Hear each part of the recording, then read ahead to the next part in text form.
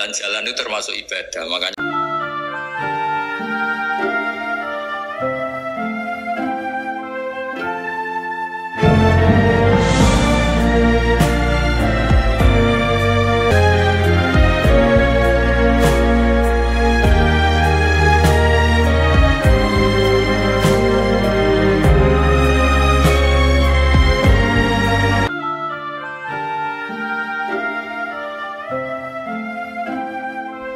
saya cerita sedikit tentang ibadah hadil umat.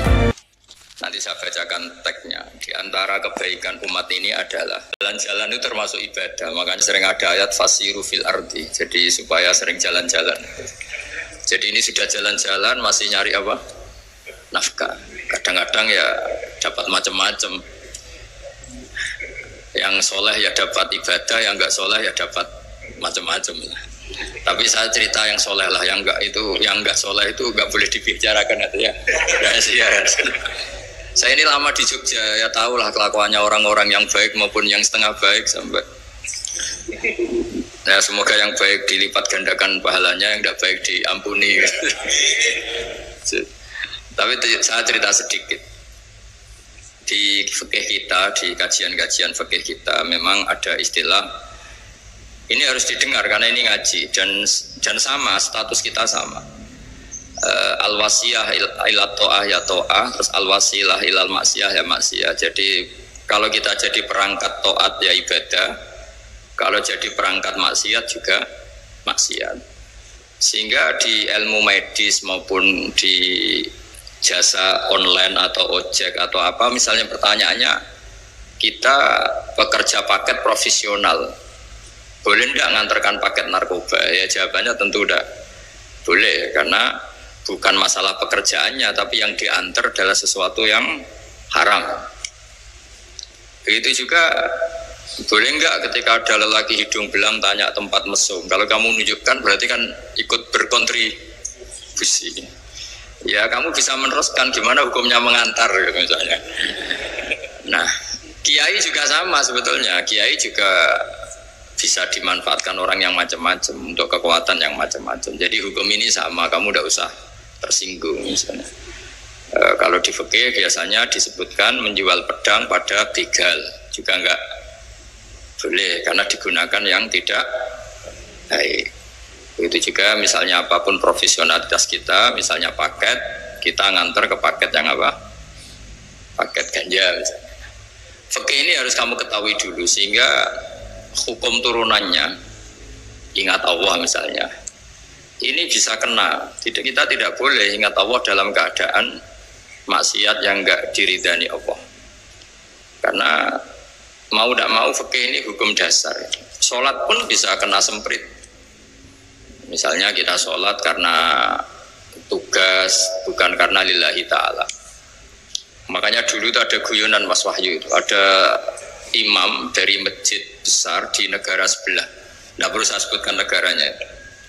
Itu cerita imamnya itu digaji 100 juta per bulan, datang ke Surabaya gitu. Muadzinnya itu digaji 75 juta, keren. Terus ngerti imam di Indonesia naik ontel, sudah wato naik ontel nggak ada yang gaji, musolanya jelek, terus sudah ada jepit, ada dia kekerasan di musola karena sering dimaki-maki istrinya, udah. Jadi itikafnya itu ya sambil menghindar itu, bukan. Makanya banyak masjid Indonesia itu banyak yang itikaf itu, karena di rumah ada betah, sudah diomelin nggak ada AC-nya. Sekarang masjid banyak AC-nya kan. Kamar mandinya juga gitu, di rumah sama di masjid bagus. Di masjid. Makanya pengurus masjid yang daerah-daerah sini sering cerita ke kita, kudu ngising ning omah Gus Melayune moro masjid karena itu cerita. Indonesia itu negara yang enggak benar katanya. Imam dan muadzin tidak digaji. Dia cerita-cerita kebaikan negaranya dan buruknya negara kita. Lama-lama kiai itu mangkel. Kiai Indonesia itu kan cerdas-cerdas, meskipun jarang yang kaya tapi cerdas-cerdas. Dia muji negara. Lama kalahnya itu dibeginiin sama kiai Indonesia. Makanya kamu sholat terus ya, takut potong gaji. Artinya kalau dia jadi imam karena digaji, efeknya adalah dia kalau bolos tuh takut nanti kan dipotong gaji. Lama-lama kalau sering bolot si PHK gitu. Artinya luar biasa Indonesia. Imam tuh tidak ada yang gaji tapi semuanya sholat istiqomah. Berarti kita ini top. Datang ke masjid jadi imam tanpa ada yang gaji. Top mana? Top Indonesia. Semenjak itu si imam ini tidak pernah cerita kebaikan negaranya karena gaji imam. Indonesia dalam bernegara selalu begitu. Ketika kita tidak punya solusi transportasi, ada saja pihak-pihak swasta atau investor yang ingin menanamkan modal di investasi Grab dan sebagainya. Tapi saya tetap sebagai kiai mengingatkan status hukum fikihnya. Kenapa saya harus cerita itu? Karena fikih ini harus selesai dulu. Saya ulang lagi, fikih ini harus selesai dulu. Misalnya nganterin orang yang mau transaksi narkoba atau transaksi maksiat, atau tapi yang yakin. Kalau tidak yakin memang tidak haram. Tapi kalau yakin tuh memang kamu tahu benar-benar iya lah kira-kira gitu. Supaya taat itu ada di semua kehidupan. Sehingga nanti Indonesia kalau semuanya begini kan, yang cari sarana maksiat itu bahkan sekedar transportasi aja susah karena semuanya tidak mau misalnya. Paket juga gitu, yang mau ngedarkan narkoba kesulitan karena semua yang jasa paket tidak mau gitu. Begitu seterusnya, sehingga negara ini kita bantu bahwa awal ketidakbaikan di semua negara itu pasti karena maksiat. Maksiat itu mengganggu. Orang geger sama istri ya karena maksiat. Terus banyak kecelakaan itu rata-rata kata Pak polisi juga karena maksiat. Jadi orang overdosis atau dalam keadaan mabuk nyupir. Terbesar kecelakaan itu jarang karena ngantuk. Terbesar masih karena pengaruh apa? Narkoba. Pembunuhan juga sama. Orang Indonesia itu mudah sekali memaafkan temannya, tetangganya. Tapi kalau sudah efek dari narkoba, bunuh itu jadi mudah itu jadi. Nah, Anda juga harus fair, jangan. Tapi yang penting saya profesional nganter, gitu. Nggak mau tahu dia latar. Meskipun kita tidak boleh neliti orang ya, nggak boleh tajasus, nggak boleh neliti ini. Tapi yang jelas kamu tahu, yang jelas kamu tahu ya harus dihindari karena memang di semua profesi pekerjaan tuh utamanya kata Rasulullah SAW itu memperhatikan halal haramnya. Tapi ya saya ulang lagi, tidak boleh sok suci, tidak boleh tajasus, tidak boleh neliti orang lain. Tapi kalau yang jelas-jelas untuk maksiat maka harus kita hindari. Termasuk masjid sekalipun. Dulu zaman Nabi itu ada masjid namanya Masjid Diror. Untuk memecah konsentrasi sahabat. Sahabat itu begitu mencintai Nabi, mencintai Rasulullah. Ada orang kafir pinter, orang munafik pinter. Ini Muhammad harus ditandingi. Cara nandingi Muhammad jangan pakai dangdutan, jangan pakai bar, tapi pakai masjid. Karena ini suasananya kesannya bagus. Dibikin masjid tandingan supaya orang tidak ke Muhammad semua, tapi ke masjid ini. Ini pikirannya orang munafik. Artinya jangan kira terus masjid bebas hukum ya enggak juga. Masjid juga bisa kena semprit karena ini mendirikannya untuk bikin apa? Tandingan, untuk bikin masjid diror, kalau istilahnya Quran masjid diror. Semua sarana kebaikan juga gitu. Yayasan yatim piatu juga kena hukum, pondok juga kena hukum, semuanya kena hukum. Ada orang ingin jadi kiai padahal tidak pernah ngaji, terus bikin pondok. Akhirnya dia dipanggil Pak Yai, anaknya dipanggil Gus, padahal najis saja tidak tahu. Itu kan kasihan umat, akhirnya ada penyelewengan. Jadi semuanya kena hukum. Jadi Anda jangan tersinggung ketika saya cerita fikih untuk para teman-teman yang di Grab, karena memang semuanya kena hukum, bukan ya. Mesra dengan istri juga kena hukum. Orang terlalu mesra dengan istrinya pasti ibunya terlantar, karena menuruti bojo ya nuruti ibu gitu. Kalau nuruti ibu istrinya yang terlantar, yang loyal sama teman istrinya terlantar, yang takut istri temannya terlantar. Jadi itu semuanya kena hukum tanpa terkecuali.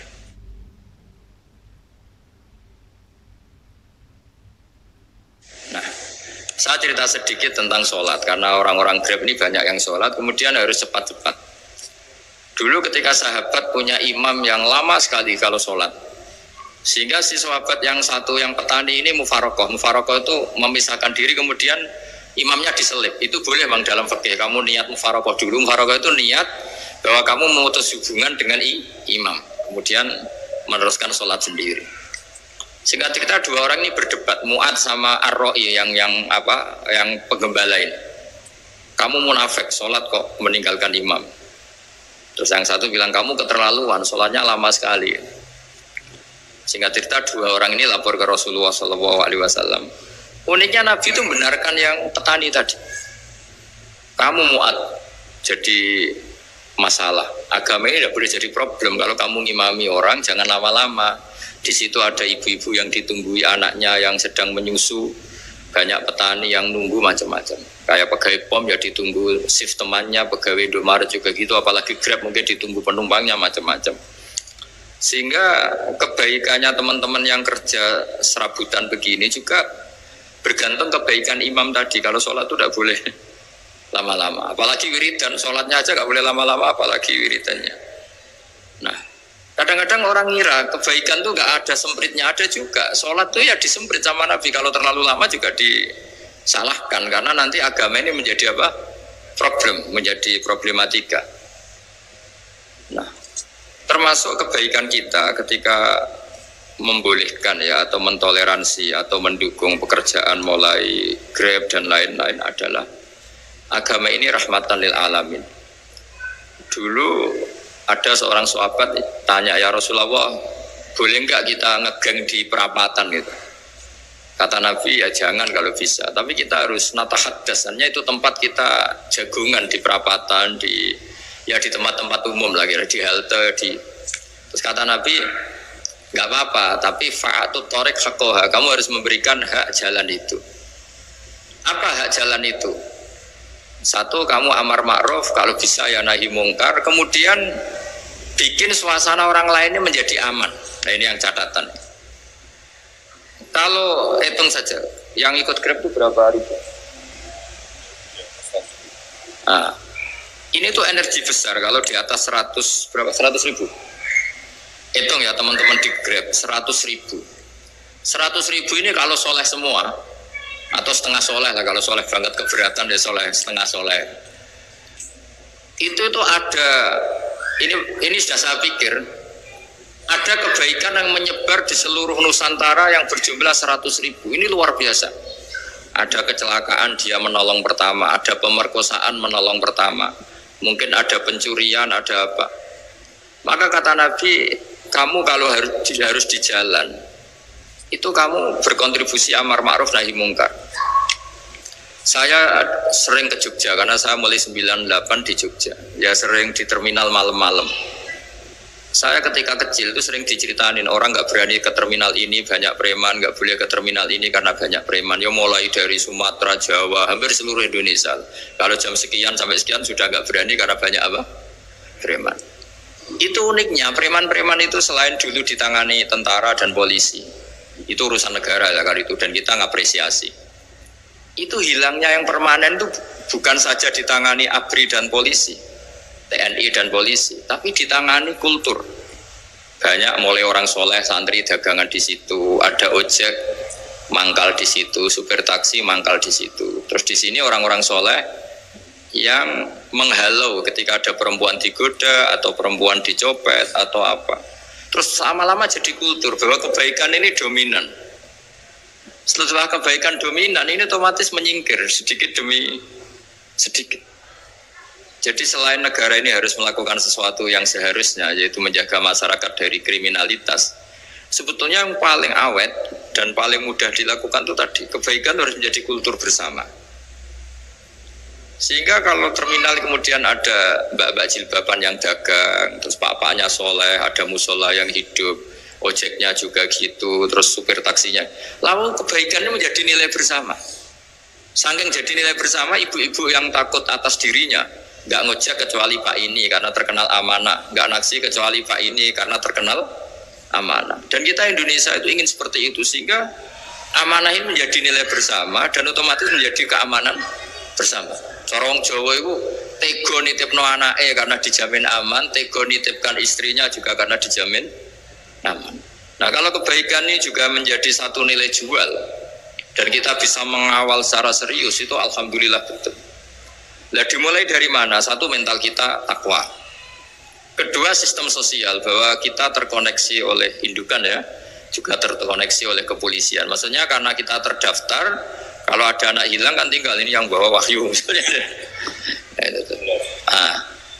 Jadi saya mohon, semohon-mohonnya, kebaikan ini harus jadi nilai bersama. Setelah terminal tuh banyak orang baik, otomatis yang ini tuh menyingkir. Gitu. Akhirnya apa?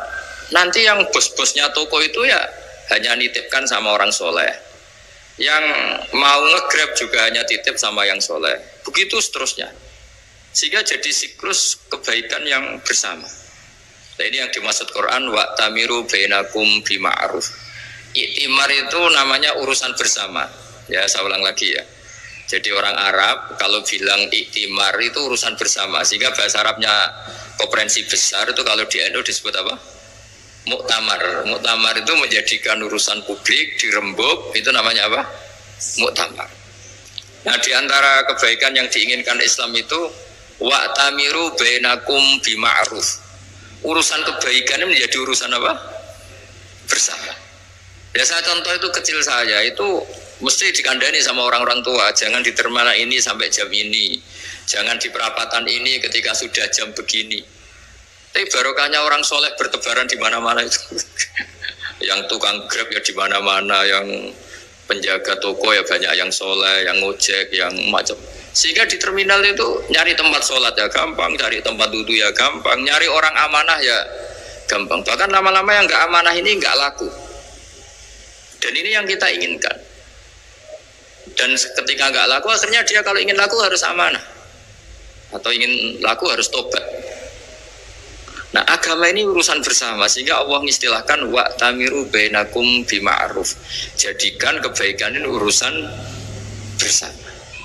Sehingga karena ini urusan bersama, ketika kita jadi kiai juga harus, kalau misalnya tadi ada Gojek kok makmum, atau Grab kok makmum, atau supir bis kok makmum, kiainya harus cepat sholatnya.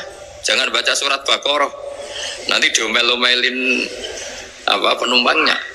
Begitu juga ibu-ibu menyempatkan jamaah, waktunya ada lama, di rumah sudah ditunggu anaknya yang masih menyusu. Makanya Nabi ngendikan idza amma ahadukum as-sholata falyukhaffif. Kalau kamu jadi imam, sholatnya harus relatif cepat.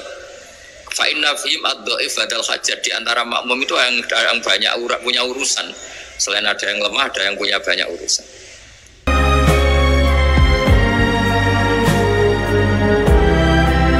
Nah, terus ketiga, masalah kekayaan hati. Kekayaan hati ini penting sekali karena rata-rata teman di Grab itu kan miskin lah. Tapi jangan miskin sampai miskin hati gitu. Bahwa kamu nyari nafkah itu sudah ibadah, berkelana di bumi Allah juga ibadah, menyaksikan macam-macamnya orang itu juga ibadah. Bahkan menambah khazanah ilmu. Di antara warisan ilmu yang kita dapatkan dari Rasulullah SAW, misalnya kamu jalan-jalan, punya kaki dua, punya tangan dua. Gara-gara jalan-jalan sering ngerti orang yang buntung. Alhamdulillah meskipun saya hanya Grab masih punya kaki utuh. Terus ketemu orang buta ya gitu. Alhamdulillah ladzi afani mimma btalaka bi. Alhamdulillah saya terselamatkan dari seperti itu. Sehingga melihat orang maksiat juga gitu. Saya meskipun gini terselamatkan dari tempat maksiat, sehingga hidup itu tidak nelongso gitu. Ada nilai lebih yang kita punyai. Jadi di antara kebaikan Islam adalah orang disuruh ingat sisi nikmat. Nah kalau nikmat itu sudah ada semua, kata Imam Ghazali, nikmat hidup. Kata Imam Ghazali, jika nggak ada kenikmatan yang Anda punyai, kamu datang ke kuburan. Disuruh datang ke kuburan. Dan kamu bilang begini, kenikmatan kembali ke dunia adalah kenikmatan yang diinginkan mulai yang mati zaman Nabi Adam sampai kiamat. Jadi kalau Fir'aun yang pernah jadi raja, Namrud, semuanya, bahkan orang-orang soleh sekalipun, kalau kamu tanya keinginan terbaiknya apa? Ingin kembali hidup untuk membenahi kesalahannya zaman hidup. Artinya apa? Kehidupan yang kita miliki sekarang adalah kenikmatan yang dirindukan mulai yang mati zaman Nabi Adam sampai kiamat. Maknanya apa? Kita punya kenikmatan yang luar biasa karena kenikmatan yang dirindukan oleh orang yang sudah mati mulai dulu sampai sekarang. Apa Adapun masalah hidup Anda ini punya kenikmatan yang nggak tertandingi, yaitu namanya hidup. Barokahnya hidup itu kita bisa tobat. Setidaknya ingin tobat. Kalau nggak bisa tobat, ingin tobat. Makanya di Indonesia itu banyak nyuwun sewu, banyak maling yang anaknya itu soleh. Karena kalau ngandani anaknya tetap gini, wes le bapak tok sing lakoni kuwi ojo. Bapak tok yang alami ini kamu jangan. Banyak di Indonesia orang nggak bisa baca Quran, anaknya hafid. Karena setiap bodoh itu tidak diwariskan. Wes le bapak tok sing bodoh kuwi ojo bodoh. Mungkin teman-teman di Grab juga gitu, wes bapak tok cong sing nasib ngene kuwi ojo. Jadi kebaikan begini itu akan terus-menerus diwariskan. Sehingga banyak orang tidak tamat SD anaknya dosen, nggak tamat SMP anaknya dekan. Karena setiap dari kita itu cita-cita kebaikannya menurun ke anak cucunya, keburukannya berhenti di dia. Cara wong Jawa itu bapak tok sing nglakoni. Nah, di sini saya jelaskan tentang kekayaan rohani. Jadi saya mohon ketika Anda jalan-jalan nganter penumpang itu harus sering muji Allah Subhanahu wa taala. Ya, saya bacakan ayatnya at-taibunal abidunal hamidun. Orang baik itu yang tobat, yang ahli ibadah. Di antara definisinya itu as-saihun, yang sering jalan-jalan. Siaka itu jalan-jalan. Jadi orang paling bejo sak dunia itu sampai harus jalan-jalan ibadah dapat uang. Tapi syaratnya ibadah. Sekali tidak ibadah dapatnya masalah kan? Sering gojekkan orang cantik terus ingat istrinya tidak cantik gitu. Sering gojekkan orang yang sopan, yang santun terus ingat andekan ini istri saya di rumah rewel gitu. Jadi kalau kamu tidak taat itu adanya penyesalan. Di lampu merah ada orang naik Ferrari, naik Alphard, sementara kamu di rumah hanya mobil butut, kadang malah tidak punya mobil. Jadi kekayaan rohani itu dimulai dari mana? Dimulai dari taat. Cara berpikir itu taat, bukan maksiat. Sekali Anda cara berpikir maksiat, maka adanya hanya penyesalan. Semakin pengalaman di luar, semakin penyesalan. Karena di luar sana banyak orang yang dapat nikmat yang lebih dari Anda. Tapi sekali Anda taat, kamu akan mensyukuri apa yang Anda miliki dan tidak pernah ingin sama yang dimiliki orang lain. Sehingga orang-orang yang sering pergi, itu sama Allah dipuji. Jadi tidak ada nabi kecuali di antara ibadahnya itu jalan-jalan. Fasiru fil ardi. Sehingga semua nabi itu mesti pernah melakukan perjalanan internasional. Rasulullah Muhammad SAW pernah jalan-jalan sampai ke Syam, padahal beliau orang Mekah. Nabi Ibrahim yang orang Syam pernah perjalanan sampai ke Mekah. Karena di antara kearifan itu ya dimulai dari apa? Jalan-jalan. Tadi kamu ngerti orang yang macam-macam. Makanya di antara kebaikan umatku kata Nabi itu siyaha fil ard, sering berkelana, tapi tentu untuk mengambil pelajaran. At-taibunal abidunal hamidun as-saihun. Nah, agama mensupport itu. Sehingga kata Nabi, jika ada orang kok sholat qobliyah, ba'diyah semuanya di masjid, sama Nabi ditegur, la taj'alu buyutakum kuburan. Rumah kamu jangan jadikan kuburan, harus dapat jatah apa? Sholat. Kata ulama, kalau ada orang sering sholat di satu titik, itu ditegur. Kamu harus ganti titik yang lain supaya saksi bahwa kamu di bumi sholat itu banyak. Jadi kita ya punya nilai positif juga tentang apa? Karena kita sering siyaha, kalau bahasa Arabnya itu sering keluyuran, saksi kita kebaikan juga banyak. Tapi pesan saya paling pokok tadi ya, jadikan komunitas kebaikan itu punya nilai jual. Syukur-syukur fid dunya hasanah wa fil akhirati hasanah. Ya kita bersyukurlah di Indonesia itu. Saya masih ingat kecil saya itu ya sekitar saya umur 15-14 tahun. Setiap mau pergi itu pesannya orang-orang yang sering pergi itu jangan masuk terminal jam ini di perapatan ini, karena yang namanya preman itu dulu dominan. Sekarang buat sampai jam 2 ada orang pakai jilbab, kadang ya orang pakai peci, yang nggak pakai peci pun ke musola sholat terus. Yes, pokoknya kebaikan tuh jadi komunitas dan jadi nilai jual. Bahkan tadi misalnya ibu-ibu yang pergi malam itu kan mesti ada orang-orang yang jadi langganannya karena terkenal apa? Amanah. Yang dititipi anak juga pilih orang yang terkenal apa? Amanah. Nah, nilai amanah ini harus kita jaga terus. supaya kamu ya bisa bekerja, orang lain juga nyaman karena amanah tadi. Allah juga senang karena amanah itu perintahnya Allah Subhanahu wa Ta'ala. Dan Indonesia harus menuju ke sana. Pemimpin juga harus gitu. Pemimpin bawaannya amanah, bawaannya apa? Yang memilih dia juga senang karena nggak malu lah. Tapi kalau kita milih, ternyata yang kita pilih tahu-tahu ditangkap KPK, kan ya malu gitu. Dulu kita kampanye mati-matian, ternyata dia ditangkap KPK. Tapi kalau dia amanah kan ya senang. Sama kalau tukang Grab ketangkap satu karena penodaan atau karena pengkhianatan, yang malu juga semua. Karena kadang-kadang nanti digeneralisir seakan-akan semuanya seperti itu. Tapi dengan reputasi panjang, nggak pernah terjadi apa-apa dalam Grab, kan otomatis lainnya juga terangkat. Nah, ini yang dimaksud wa'tamiru bainakum bima'ruf. Jadikan kebaikan itu urusan bersama. Makanya andekan negara itu sudah mengoptimalkan polisi, TNI untuk meringkus preman, oke itu baik. Tapi yang lebih awet lagi kalau itu ditopang masyarakat. Karena yang nggak amanah terkucilkan, terus akhirnya Grabnya nggak laku, akhirnya dia dipecat, akhirnya kan yang maksiat hilang, yang kriminal hilang, yang ada hanya Grab yang baik. Begitu juga di dunia apapun. Itu yang dimaksud wa'tamiru bainakum bima'ruf. Jadikan kebaikan ini urusan bersama. Nah karena kita baik, otomatis jadi teladan yang baik bagi anak kita, istri kita, tetangga kita. Dan karena kita baik maka terhormat. Sehingga orang melihat Grab itu simpatik, respect karena reputasinya baik. Nah karena orang respect tidak dicibir. Barokahnya tidak dicibir, tidak mangkel.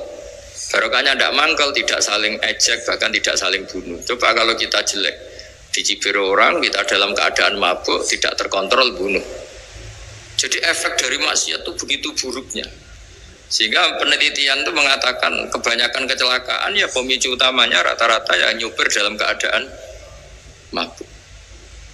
Beberapa nyuwun sewu kasus-kasus kriminal rata-rata ya dipicu oleh hal-hal seperti itu. Makanya meskipun di luar saya tolong hindari narkoba, hindari hal-hal yang maksiat supaya pekerjaan Anda ini barokah.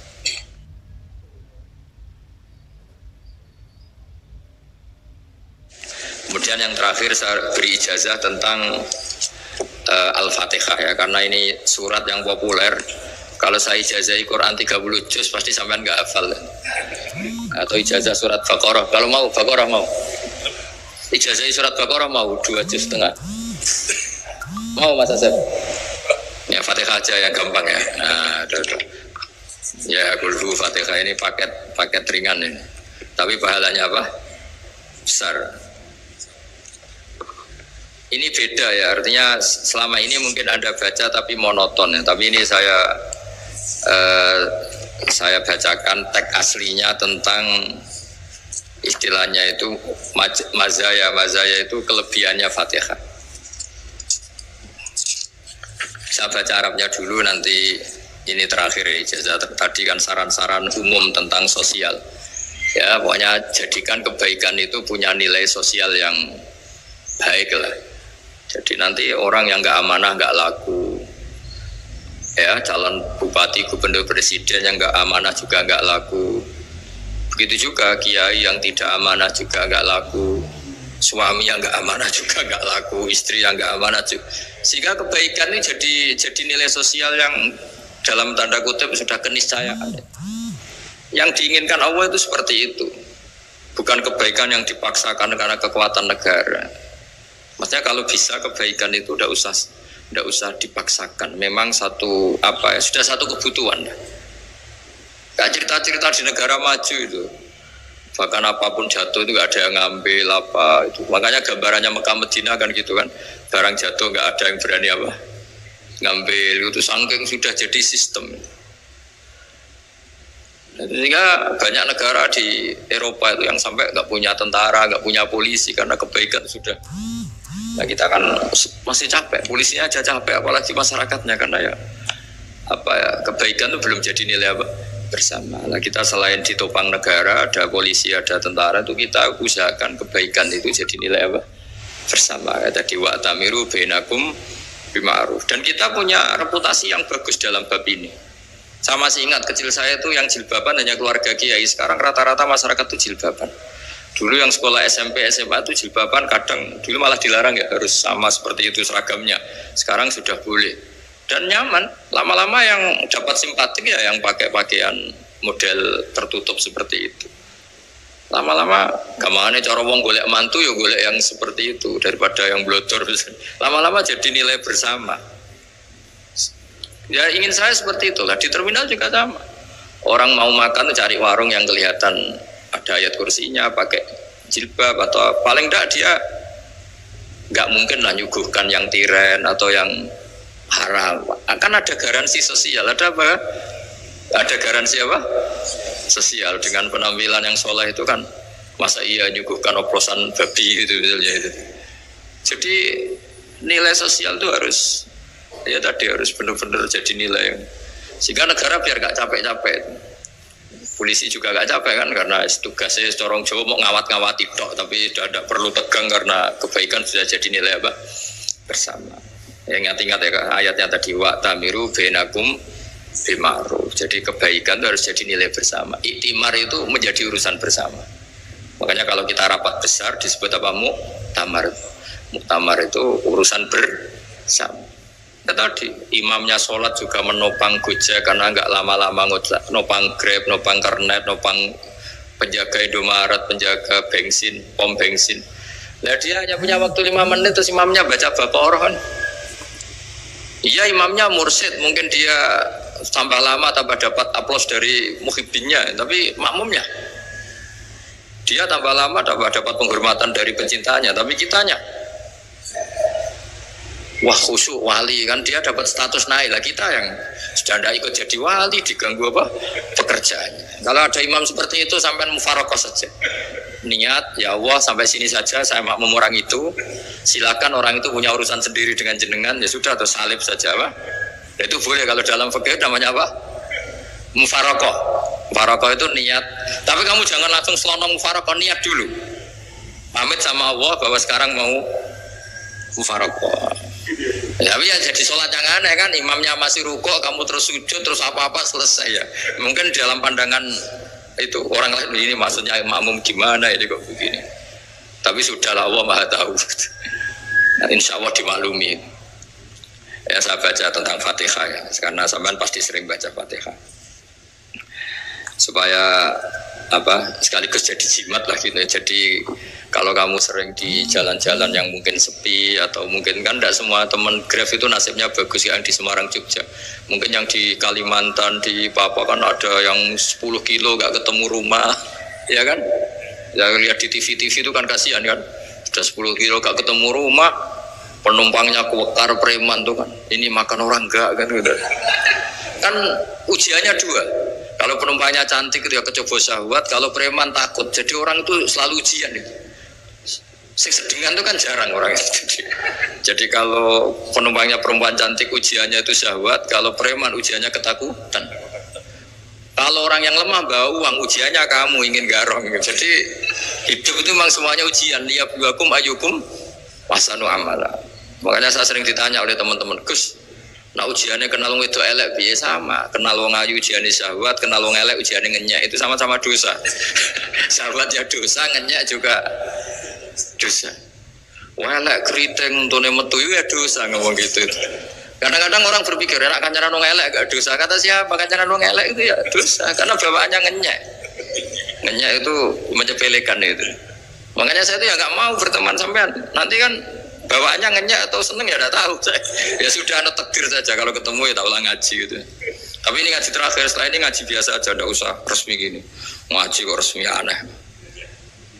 Pokoknya nanti suatu saat kalau pandemi sudah berlalu saya akan ngaji Rebona. Lalu ini ngaji. Ini ngaji yang kurang bagus karena ngatur kiai kurang berkah ini. Nanti tapi ya lumayan lah masih mau ngaji. Ngaji kok tanggal ini jam ini. Sekarang suatu saat kamu tak panggil, Mas Wahyu datang ke sini jam ini, tidak mesti bisa. Mungkin pas ada acara apa, maaf ke sini pas ngecek kan pas apa. Jadi ya sudah tapi tak maafkan, enggak apa-apa. Takdir ya. Tak bacakan supaya sampean tahu keramatnya Bismillah. Nah sebelum saya bacakan Bismillah Fatihah, tak beritahu tentang ilmu tafsirnya karena ini penting sekali. Fatihah itu dawuhnya Allah, tentu itu dawuhnya Allah. Saya ulang lagi, itu kalamullah. Tapi yang sudah diberikan kesampaian ke kita semua, sehingga seakan-akan itu menjadi dawuhnya kita ke Allah. Jangan salah loh ya, Fatihah itu dawuh Allah, tapi sudah diberikan ke kita, sehingga posisi kita itu yang punya itu. Nah, kenapa ini perlu dijelaskan? Karena nanti ada kalimat iyyaka na'budu wa iyyaka nasta'in. Kalau itu masih kalam Allah, berarti Allah ngomong ke kamu, ngendikan ke kamu, kepadamu aku menyembah. Masa Allah menyembah kamu? Nah, sehingga ilmu tafsir itu menyelesaikan itu dulu ya. Saya ulang lagi ya, sebelum sampean sering baca Fatihah, aku yakin ya sering baca, tapi barokahnya tidak paham itu tidak pernah janggal. Enggak paham itu ya penting supaya ada iskal, tidak janggal. Sebetulnya di kalimat itu ada yang janggal. Kalau Fatihah itu kalimatnya Allah atau kalam Allah, bagaimana dengan kata-kata iyyaka na'budu? Masa Allah ngendikan ke kita, kepadamu kami menyembah? Masa Allah menyembah kita? Maka penyelesaiannya secara ilmu tafsir gimana? Semua ulama mengatakan, bukan satu dua, semuanya mengatakan di Fatihah itu semuanya diberi kawalan kalimat. Saya ulang lagi ya, di Fatihah itu semuanya diberi awalan kalimat qulu, katakan wahai hambaku begini. Ya, katakan wahai hambaku begini. Nah, begini ini pelajaran dari Allah yang sudah diberikan ke kita. Terus kita mengatakan bismillahirrahmanirrahim, alhamdulillahirabbil, termasuk kita mengatakan iyyaka na'budu wa iyyaka nasta'in. Jangan bayangkan Allah ngendikan ke kita. Kalau Allah ngendikan kita berarti gini, wahyu ihdinas siratal mustaqim, tunjukkan saya jalan yang benar. Nah, nanti kamu terus, ya Allah, Anda aja minta tolong saya minta tolong siapa kan? Jadi panjang kan. Ya, saya ulang lagi ya. Jadi itu di Ulumul Quran diterangkan gimana sebelum baca Fatihah ya. Fatihah itu kalamullah, ngendikannya Allah, tapi yang sudah diajarkan ke kita dan sudah milik kita, sehingga kalimat itu menjadi milik kita. Tapi ya kalamullah, tetap kalamullah, tapi sudah menjadi milik kita. Udah paham ya? Ya pinter nah. Ya, karena kalau tanpa penjelasan seperti ini, Anda akan iskal. Bagaimana Allah, iskal itu janggal. Bagaimana Allah mengatakan iya karena butuh? Kan jadi aneh kan? Ya, jadi tak jelaskan secara ilmiah ya. Jadi kata ulama-ulama tafsir, ayat-ayat Quran seperti ini sebetulnya dimulai dari qulu apa? Meskipun nggak dilafatkan. Itu kan sama dengan qul huwallahu ahad Muhammad, katakan kalau Tuhan itu satu. Ya, namanya Quran itu kan kalam Allah, membina nabinya, membina umatnya. Makanya dikatakan atau enggak, di sini tersembunyi kata qulu, katakan. Ya, jadi ya ibarat apa itu? Kamu ngajari anak kamu lah, panggil jenengan bapak kulo. Itu maksudnya anak, kalimat itu kalimat kamu, tapi kamu ajarkan ke anak kamu. Terus anak kamu bilang, Pak jenengan bapak kulo. Nah, ketika kamu mengatakan jenengan, bukan kamu mengatakan jenengan anakku, berarti anakmu itu bapakmu kan rujuk kan. Anak kamu ajari jenengan bapak kulo, kamu engkau bapak saya. Terus anak kamu mengulang, jenengan atau kamu bapak saya. Berarti itu kalimat yang kamu ajarkan, tapi sekarang sudah milik anak kamu. Kalau itu kalimat kamu kan lucu, masa anak kamu bilang bapak. Nah, itu seperti itu. Jadi ulama memberi solusi atau jawaban iyyaka na'budu wa iyyaka, itu sebelumnya ada kata-kata qulu, katakan wahai hambaku, hubungan kamu dengan saya adalah katakan iyyaka na'budu wa iyyaka nasta'in. Terus hubungan kamu dengan saya katakan juga dalam doamu ihdinas siratal mustaqim. Jelas ya, jadi itu kalam Allah yang sudah milik kita karena diajarkan Allah untuk kita. Dong ya? Ya dong, gak jelas ya. Tapi bagus, gak jelas tuh bagus. Kalau kamu jelas gak jadi digrab, jadi gubernur. Min azimi fadliha kasratu aswa'iha fadail ukhra. Ini cerita dramatisnya surat Al-Fatihah. Qala Abu Hurairah radhiyallahu anhu inna iblisa ranna khina unsitat al-Fatihah. Jadi iblis itu begitu kesakitan. Ini kitab Abu Abul Farad karangannya Syed Muhammad Alawi, juga kutipan dari beberapa kitab. Yang jelas beliau sendiri juga ngutip dari beberapa riwayat di beberapa hadis. Halaman 123. Ketika Fatihah turun itu iblis kesakitan. Kayak orang sakit gigi lah, tersiksa sisanya karena turunnya surat apa? Al-Fatihah. Artinya kalau Anda baca Fatihah dijiwai, maka Anda melemahkan setan, melemahkan iblis. Wa qala Mujahid, qina unzilat Fatihatul Kitab ronna fastama indahu asyayatin. Jadi ketika Fatihah itu turun, iblis itu terkapar lah kira-kira. Sampai dijenguk banyak setan. Itu di kamarnya di ICU lah kira-kira gitu kalau sekarang itu. Entah Covid enggak tahu, pokoknya di ICU sampai dijenguk banyak setan. Enggak tahu bawa apa enggak tahu, pokoknya dijenguk banyak setan. Ono yang nyangoni karena ini apa? Ketuanya apa? Pingsan, sakit. Jadi iblis itu sakit sampai dijenguk anak buahnya setan-setan. Ya, semoga kalian semua tidak kenal setan. Kalau kenal berarti teman, apa? Wa qalu misla dzalik. Wa qala lahum laisa mimma taquluna syai'un walakin unzilat suratun laisa ajru qailiha illa an harrama wa alaihi nar jahannam. Saya ini bukan sakit fisik, kata iblis. Kamu tidak usah jenguk saya, datangkan dokter terbaik, tidak usah. Saya ini tidak sakit fisik. Saya ini sakit karena ada surat yang diturunkan, yang pahala yang melafadzkan surat itu pasti selamat dari neraka. Padahal misi terbesar saya ini supaya manusia masuk neraka. Sekarang punya tamengnya. Wah, pusing kan? Ya seperti orang lah, goda sampean ternyata sampean setia, itu kan pusing. Ya ternyata tidak setia, itu yang akhirnya ribet kan itu.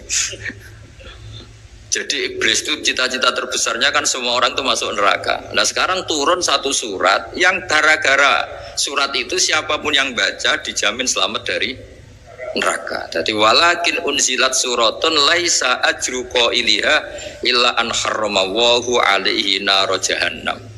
Karena jadi dia shock lah, kalau orang di Jawa itu bilang shock.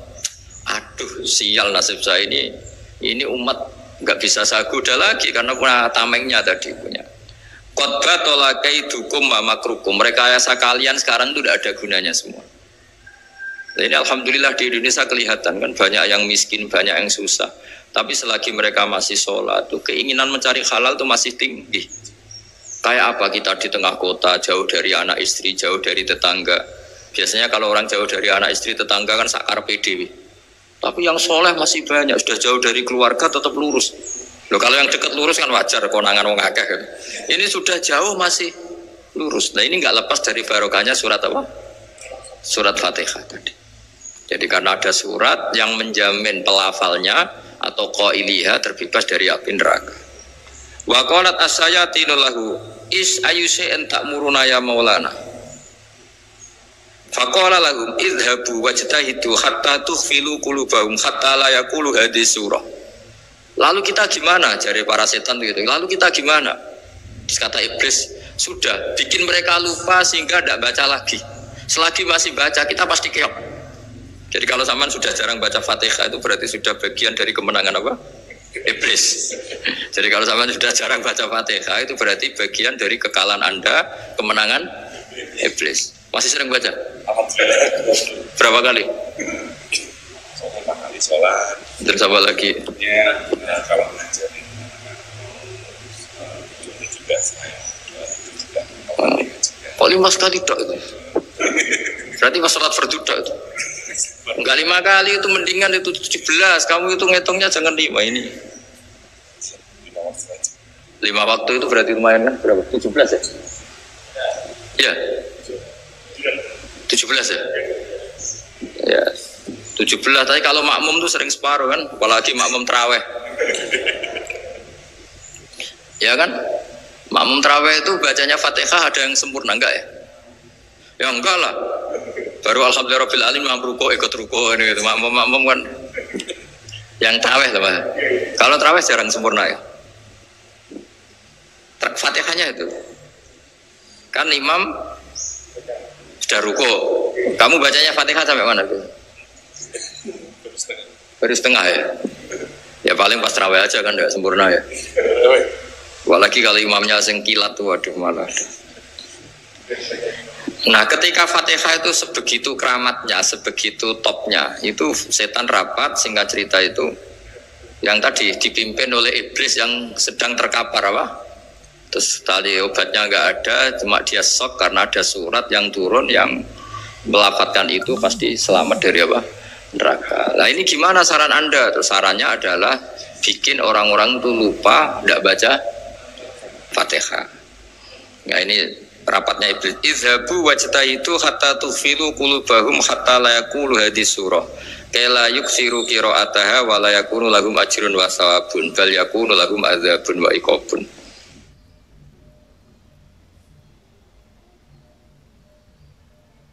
Jadi saya mohon selama ini Anda sudah baca, tapi mungkin hanya rutin saja. Kenapa rutin saja? Jadi barokahnya ngaji ini kamu punya kekuatan atau punya semangat membaca karena ini surat yang luar biasa. Ibarat gini, kalau sampean tanya, saya juga sering mikir, masa Gus hanya surat kok punya kekuatan seperti itu?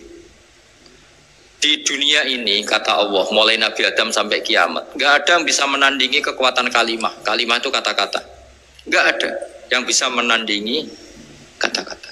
Misalnya Anda nge-grab, berangkat istri cuek, berangkat cuek, itu beda dengan ketika meskipun satu kalimat, wes Pak, muga-muga dilindungi pangeran, mungkin jenengan selamat. Itu menjadi teduh dan semangatnya luar biasa karena kayak mendapat support. Jadi kira-kira kalimat itu hubungannya kita dengan Allah, Fatihah itu seperti itu. Kamu melafadzkan satu kata-kata yang dibenarkan langit bumi, dibenarkan aras, dibenarkan malaikat, dibenarkan semua penghuni di dunia ini. Sehingga tuh efeknya luar biasa. Itu seperti gini ya, kamu cerai sama istri, terus nikah lagi katut babon. 10 tahun anak kamu dididik, ibunya benci kamu. Dan memang Anda layak dibenci. Duwidek. Dan sampai nggak pernah manggil kamu Pak. Suatu saat kamu tentu rindu kan ingin dipanggil bapak oleh anak kamu. Suatu saat anak ini manggil kamu Pak E. Itu senengnya bukan main, hanya sebuah kata-kata. Makanya kadang-kadang orang itu tanya sama kiai, ijazah lafadz ini gunanya apa sih? Itu ijazah-ijazah itu untaian kata-kata. Yang kata-kata ini dibenarkan langit dan bumi dan aras dan para malaikat sehingga efeknya itu luar. Nah ibarat seperti itulah, kamu melafadzkan Fatihah itu melafadzkan kata-kata yang dibenarkan Allah dan Rasul dan semua malaikat, semua penghuni langit. Maka ini efeknya pasti luar. Nah di sini lah orang-orang dulu tuh tahu keramatnya itu sehingga ketika melawan Belanda, melawan Jepang dulu tuh kalimat-kalimat itu menjadi mantra yang luar biasa. Doa yang luar biasa.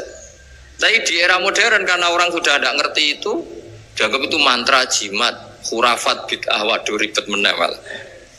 Sebetulnya tidak seperti itu. Memang kata-kata ini kekuatannya luar biasa. Sama kesakitan hati kamu juga karena itu. Wis ngojek wangilan. Lha Pak dibojo kok kowe gagah tok kere. Wah, iku seling terus mesti. Padahal kalimat itu kan tidak melukai secara fisik, tapi apa kerjanya sesuk saras-sarasen. Karena terus dengan pengadilan seperti itu kan, ngapain kerja demi perempuan yang seperti ini? Lagi-lagi kata-kata ini luar. Nah bayangkan kalau kata-kata itu adalah kalimat yang diajarkan Allah lewat Rasulnya, lewat malaikat Jibril. Kayak apa kekuatannya itu? Nah, kira-kira Fatihah itu gitu. Kalimat yang baik, kalimatan thayyibah diajarkan oleh Allah dan Rasul. Kayak apa kira-kira kekuatannya? Pasti luar biasa. Wong support yang dikatakan istri kita, anak kita aja luar biasa. Apalagi ini support yang diajarkan Allah dan Rasul. Ya makanya saya mohon kalau baca Fatihah, baca kalimat-kalimat thayyibah ketika sholat itu dijiwai. Ya misalnya Rabbana lakal hamdu mil'us samawati wa mil'ul ardi wa mil'u ma syi'ta min syai'im. Engkau zat yang layak dipuji dan pujian ini memenuhi langit dan bumi. Karena kita tahu nggak ada sejengkal di alam raya ini kecuali di situ ada rahmat Allah. Misalnya kamu bisa lewat sampai rumah saya, kamu mungkin anggap biasa saja. Coba kalau ngalami likuifaksi, tahu-tahu bumi ini ambles, bisa ngelewati yang likuifaksi itu luar. Tanyakan orang pernah ngalami likuifaksi di Sulawesi, itu melihat bumi bisa diinjak gak ambles itu, wah luar. Dan sampean gak ngalami itu sehingga lewat bumi ya biasa aja. Coba kalau ngalami seperti tidur, ya biasa aja. Coba kalau ada gempa, bahwa bumi tenang ini sudah nikmat yang luar biasa. Masa kamu ngakuin nikmat nunggu digituin? Iya kan? Nah, makanya baca Fatihah dijiwai lah bahwa ini kalimat yang luar biasa.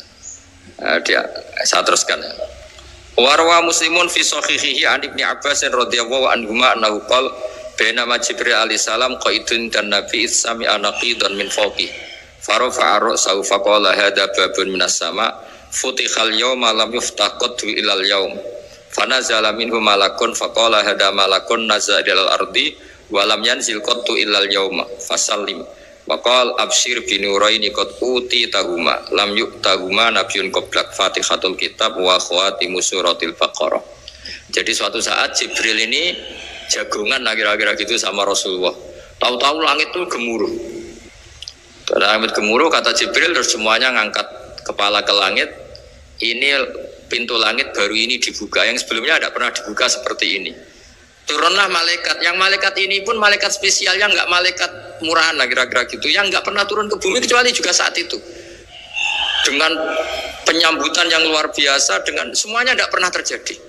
Hanya karena bahas surat Fatihah. Jadi ini surat yang luar biasa, pengawalannya lewat malaikat yang spesial, enggak pernah turun di bumi kecuali saat itu.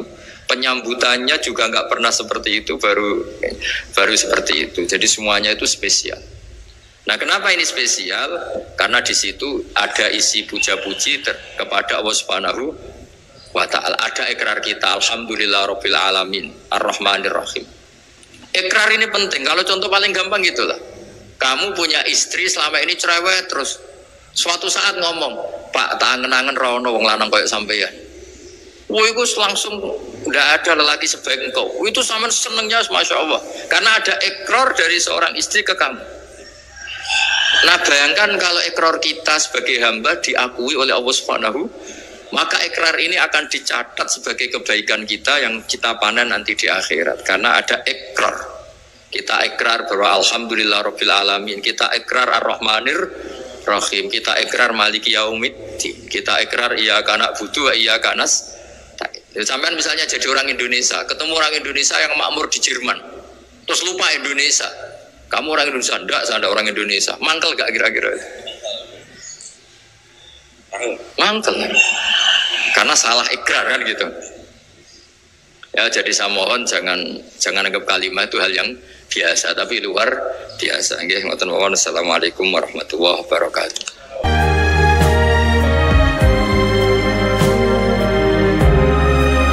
Saya berkali-kali kampanye di mana-mana lah, kampanye dan menganjurkan.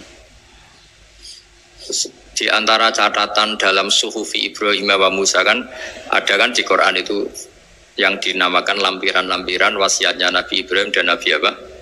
Musa. Itu di antara catatannya begini. Orang yang punya akal itu adalah orang yang bisa menikmati sesuatu yang baik. Misalnya gini, contoh gampang gini. Kamu punya anak pertama atau punya anak yang masih kecil, itu gendong tuh senangnya bukan main. Melihat anak sehat tuh senangnya bukan main. Mungkin saat itu banyak orang yang sedang maksiat dengan perempuan nakal atau dengan teman-teman nakalnya, yang nganggap seperti itu tidak nikmat. Tapi andaikan ini ditimbang ya ditimbang. Yang maksiat betulan, misalnya paling ukuran bahagianya itu 70%. Tapi yang ini, yang nimang anak baru lahir atau masih kecil, corong Jawa ngeloni anak, bisa saja bahagianya itu sampai 100%. Artinya selama ini kesalahan kita adalah nganggep maksiat itu pasti menyenangkan dan taat itu tidak menyenangkan. Makanya saya berkali-kali fatwa, untuk melawan kenikmatan maksiat, orang harus terbiasa menikmati taat, menikmati kebaikan. Jangan kira kita nimang istri nikmat, nimang anak nikmat, ketemu teman yang lama tidak ketemu juga nikmat. Artinya kita akan melewati berjam-jam untuk jagungan sama teman, sama anak, sama istri.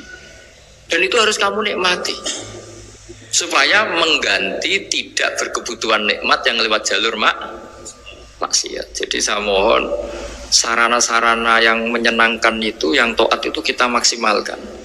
Makanya bapak saya tuh sering pesen, kowe nak ngaji sing guyon, sing seneng. Nganti wong maksiat tuh karena cari kesenangan. Coba kalau kesenangan itu sudah didapatkan saat taat, maka tidak butuh lagi kesenangan yang berbentuk maksiat. Makanya orang-orang wali dulu kalau sudah sholat itu gak bisa berhenti karena merasa nikmat. Makanya Nabi pernah ngendikan wa qurratu aini fi sholat, nyaman saya itu kalau sedang sholat. Itu tadi. Bayangkan kalau besok itu pasti mati. Makanya latihannya harus gitu. Bayangkan besok itu pasti mati. Berarti itu hari terakhir kamu. Ya, hari dengan merasa hari terakhir itu kalau kamu maksiat kan malu. Waduh, saya mati pas. Makanya sholli sholata muwaddi'in. Kamu sholat seakan-akan itu sholat terakhir. Dan bayangkan akhirat itu wa'mal li akhiratika ka'annaka tamutu, dan bayangkan akhirat itu besok kamu mati. Sehingga ketemu istri ya seneng karena ini pertemuan terakhir, ketemu anak ya seneng ini pertemuan terakhir. Sholat juga tenanan karena ini sholat terakhir. Sehingga kalau mau maksiat tuh takut, jangan-jangan ini kehidupan saya terakhir kok tak pakai seperti ini. Nah, jadi di antara resepnya itu apa tadi? Nganggep ya ibadah itu menyenangkan, nah, gitu. Terus pinter.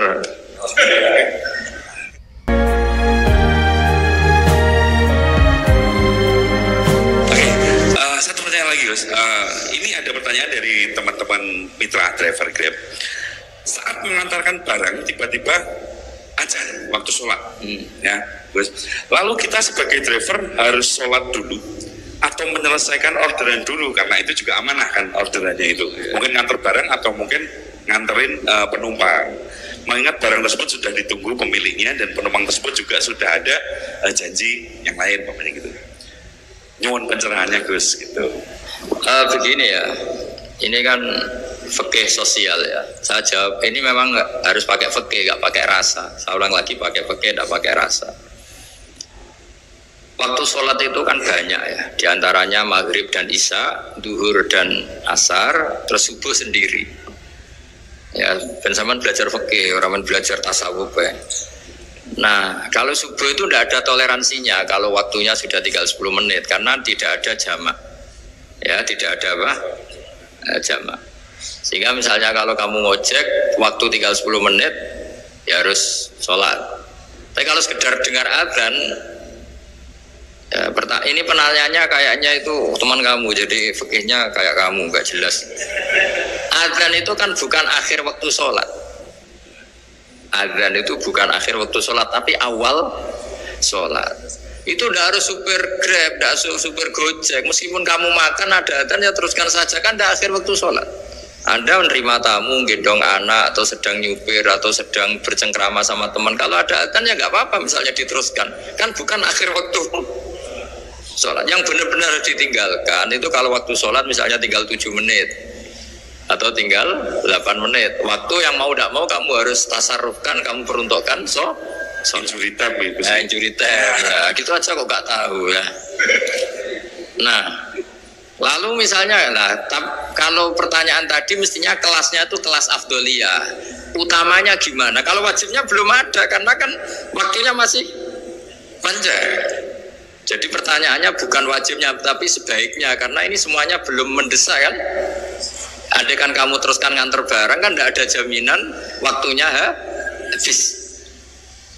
Padahal kalau kamu memaksa sholat, mungkin citra kamu sebagai supir Grab tidak baik karena dianggap mengabaikan konsumen. Nah, terus kedua menyangkut jarak.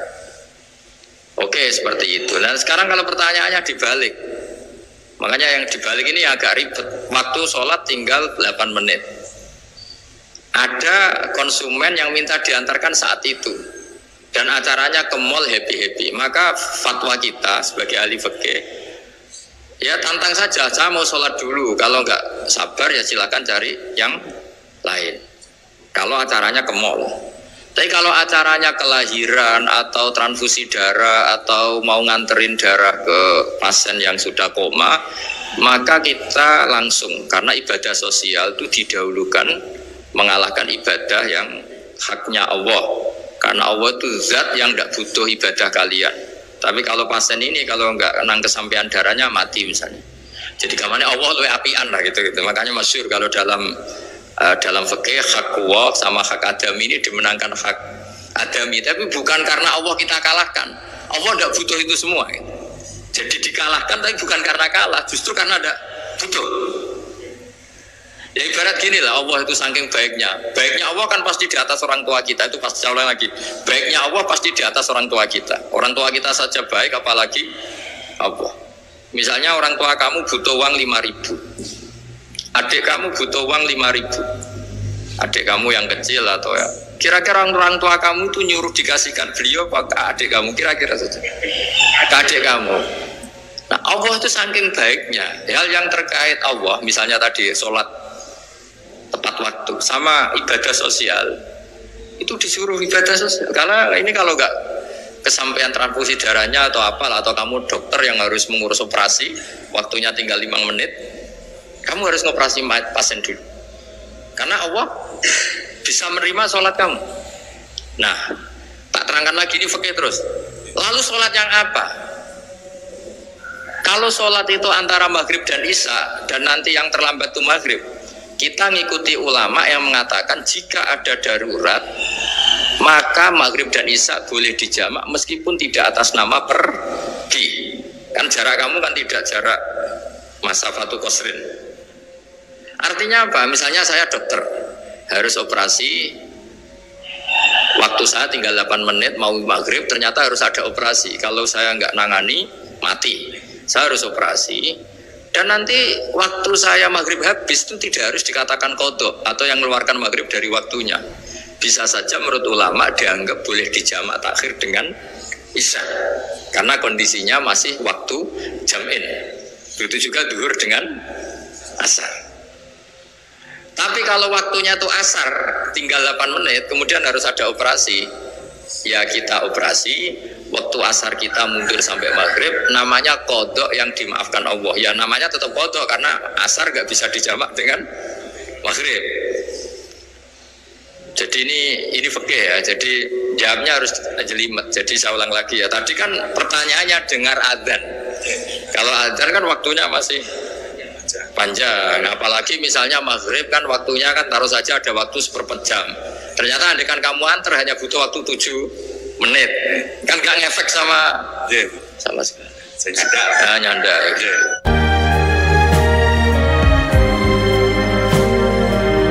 Kalau ada driver dapat orderan food nganterin makanan tapi makanannya non halal, itu pripun. Nah makanya itu tadi kamu tahu betul kalau itu non halal loh. Kalau itu sudah tahu pasti non halal. Ya daging Tyrannosaurus nonton mungkin. Ya makanya tadi itu memang PR kita di semua profesi. Saya ulang lagi itu PR kita di semua profesi. Jadi ya itu makanya pentingnya istighfar tuh di situ tuh sudah kita sebagai ulama menghalalkan tidak mungkin, mengharamkan kamu juga demo ini pekerjaan bis. Tapi yang jelas itu tidak bisa dihindari. Ya sama lah seperti orang di bis itu.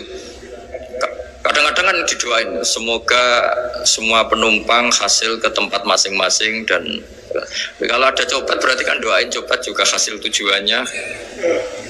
Jadi di semua profesi itu resikonya. Makanya tadi saya bicara tentang fikih. Kaidah umumnya menolong maksiat itu ya bagian dari maksiat, menolong taat itu bagian dari taat. Mau tidak mau harus ada hukumnya. Setidaknya barokahnya tahu hukum. Kalau kita salah belum istighfar gitu. Sudah salah nggak merasa salah itu. Jadi barokahnya tahu hukum itu paling tidak kan kita ya istighfar lah. Kan ya tadi seperti paket misalnya, kan ada saja orang paket yang jelas-jelas barangnya itu haram. Tapi atas nama profesionalitas kan mungkin tetap dikirimkan. Tapi barokahnya ngerti hukum, dia istighfar. Nah, tapi karena kalau kita menyarankan sudah ada usah pekerjaan yang lain banyak nanti kan rai-rai potongan tawakal dikandani ngono kan ya repot deh. Nah kalau kita kiai guys gak apa-apa terus pangeran sugih. Menurut sampean harusnya terus nuntut Gus saya karena fatwa jenengan saya sekarang miskin ini gimana pertanggungjawabannya ya ribet kan. Tapi saya ulang lagi itu seninya ngelola kehidupan semuanya seperti itu. Jadi makanya kita nggak pernah berhenti berdoa Rabbana dzolamna anfusana karena dalam sisi semua hidup kita pasti ada unsur nggak benernya gitu. Ya saya ulang lagi, pokoknya kaidah umumnya itu menolong taat itu ya ikut bagian dari taat, menolong maksiat ya bagian dari maksiat. Tapi ya tadi ya kita harus istighfar. Karena cuma tadi yang jelas-jelas maksiat dan kita tidak tajassus. Saya ulang lagi tidak Tajassus itu neliti uang nanti jelimet. Dan misalnya ada perempuan mau ngojek ke sini ya diantar saja, jangan tanya detail. Itu apanya mbak? Hubungannya dengan kamu apanya? Wah ya ribet kalau dikepo. Dikepo ya tidak perlu gitu. Hanya sudah umumnya orang saja sudah. Lama-lama juga gitu kalau ada bapak-bapak main itu ke siapa pak? Tujuannya laki apa perempuan pak? Surat nikah mana pak? Surat nikah mana? Saya sudah nikah sangat.